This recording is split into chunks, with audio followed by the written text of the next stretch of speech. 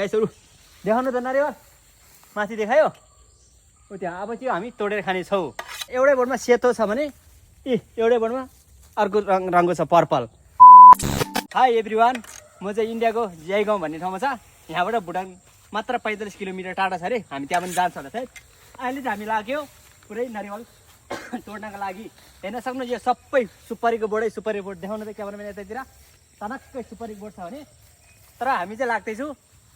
नरिवल काट्न लागि इन्डिया आउनु नरिवल नकाट्नु भन्ने कुरा त आएन नि त नरिवल त काट्नु पर्यो हो कि होइन सँगै हामी तपाईँहरूलाई नरिवलको बोर्ड पनि देखाउने जाँदैछु होइन देखाउने छु कहाँ छ नरिवल मामको पुरानो घर मुनि आइसकेछ हेर देख्नु त क्यामेराम्यान यता यता छ मामको पुरानो घर होइन उता छ नयाँ घर मैले देखाएको छैन भने म देखाउने छु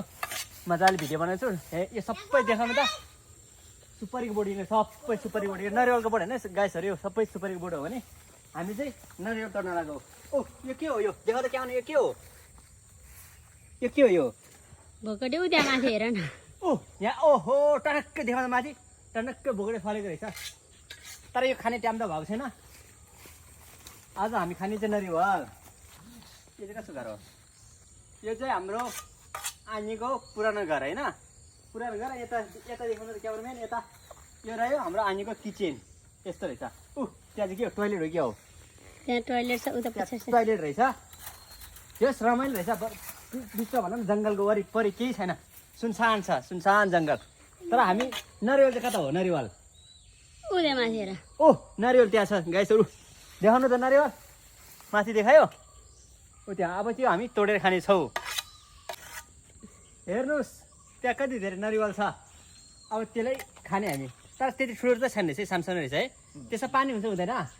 पानी हुन्छ नि अब हामी यो तोडेर खाने प्लानमा छ अब एकछिनमा तोडिसकेपछि म तपाईँहरूलाई देखाउने छु है साथीहरू यता रहेछ लिचीको बोट तर यो अहिले लिचीको सिजन त होइन त्यही भएर लिची चाहिँ खान पाएन बोट खै भुइँकाट फलेछ छैन हेर्नु पर्यो ए फलेन रहेछ नि भुइँकाटेर त फलेर केले खायो होला अर्को हेर त उतातिर यता पनि छ ए टन्नै रहेछ भुइँकाटको बोट त फलेछ फल्ने त फलेन रहेछ फलेर नि खायो होला क्या बाँदरले हो रहेछ क्यारे छैन रहेछ छैन ए यिनीहरू के हो बेसरको बोट हो क्या हो होइन नि जङ्गली बेसर हो ल यो रहेछ लिचीको बोट लिची तर फल्छ होला सिजनमा त तर आज चाहिँ छैन रहेछ ल अब नरिवल तोडम नेक्स्ट टाइम खाउला यहाँ माथि देखाउ त अम्बा पनि फलेको रहेछ यो चाहिँ टिपेर खाइहालौँ है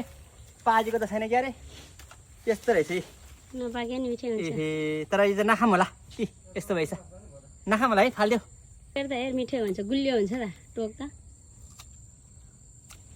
मिठो छ नि पाकेकै छैन बाँदर भयो फालिदियो अर्को छ यो होस् पछि पाकोस् के को पाक्दैन सँगै खाऊ हेर यिनीहरूले खेर खाऊ जाँदैछ नि खुर्सानी टिप्न जाँदैछु हाम्रो आनीको त के हो जङ्गलमा पो खुर्सानी रोप्नु भएको रहेछ अब हेर्नु यहाँ एउटा हेर्नु होला साथीहरू जङ्गलमा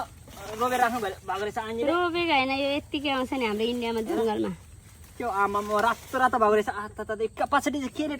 घोच्यो यो के हो निम्बु ओहो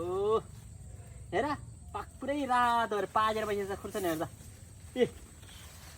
एक छक भएन त अब एक छक के 2-3 छक नै हुने भयो अब टक्क लगाएर भरे यो खानुपर्ने हुन्छ हामीले ल यति नै रहेछ ल साथीहरू फेरि म चाहिँ के टिभी इन्डियामा आएर हेर्न सक्नुहुन्छ यो चाहिँ कागती हेर कागती एउटा टिप्यो भनेपछि हामीले चाहिँ माछा लिएर आएको थियो भने माछामा खान लागि चाहिँ कागती हाल्नु त परेन होइन त त्यही भएर हामी कागती टिप्दैछ है साथीहरू टनक्कै फलेको रहेछ ल एउटा त कहाँ झऱ्यो केही छैन हाम्रो यति भए पनि पुग्छ होला आजको लागि चाहिँ हेर्न सक्नु यता आउनु त क्याउनु यता आउनु तपाईँले एउटा चिज दिनु हेर्न सक्नु एउटै बोर्डमा सेतो छ भने एउटै बोर्डमा